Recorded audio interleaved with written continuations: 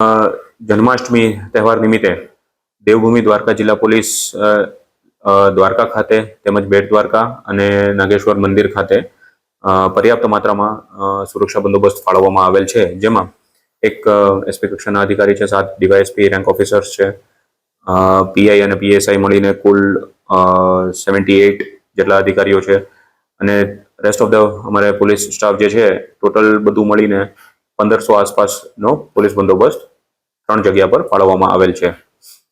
આ બંદોબસ્ત અમારે સુરક્ષા દ્રષ્ટિએ અગત્યનો હોય છે. દર્શનાર્થીઓ બહુ મોટી માત્રામાં શ્રદ્ધાળુઓ અહીંયા દર્શન કરવા આવતા હોય છે, એટલે લાઈન વ્યવસ્થા અને એવું બધું શરૂઆતથી ગોઠવવામાં આવેલ છે. દ્વારકાધીશ મંદિર ખાતે જે દર્શનાર્થીઓ દર્શન કરવા આવે છે તેમના માટે એક સિંગલ એન્ટ્રી અને સિંગલ એક્ઝિટની વ્યવસ્થા કરવામાં આવેલી છે, જેમાં દર્શનાર્થીએ કીર્તિસ્તંભ ખાતેથી લાઇનમાં પ્રવેશ કરવાનો રહેશે. ત્યારબાદ તે આગળ વધતા તેમને 56 સીડી મારફતે ત્યાંથી મંદિરમાં પ્રવેશ આપવામાં આવશે, જ્યાંથી તેઓ એન્ટર થઈને ગર્ભગૃહમાં દર્શન કર્યા બાદ તેમને એક્ઝિટ મોક્ષ દ્વાર તરફથી થશે મંદિરમાંથી. એટલે સિંગલ એન્ટ્રી અને સિંગલ એક્ઝિટ જેવી વ્યવસ્થા ઊભી કરવામાં આવેલી છે.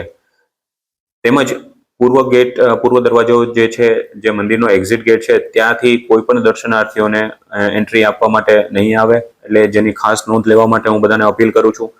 તેમજ જેટલા શ્રદ્ધાળુઓ દર્શનાર્થીઓ અહીંયા દર્શન કરવા માટે જે આવવાના છે કે જે આવે છે, એમને હું એક અપીલ કરવા માંગુ છું કે તેમની પાસે કોઈ કિંમતી સામાન નહીં રાખવા માટે અપીલ છે મારી.